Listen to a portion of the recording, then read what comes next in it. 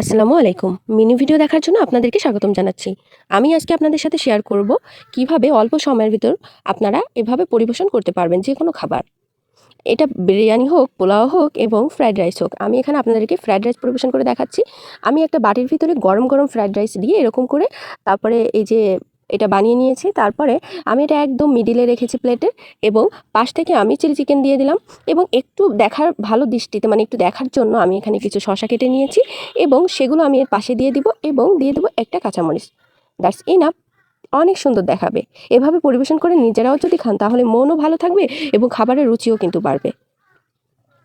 আমার এই ভিডিওটার বড় ভিডিও আসছে, আমি এগুলো কিভাবে রান্না করলাম সেই ভিডিওটা আমি একটা ভিডিওতে কম্পোসিট দেখিয়েছি।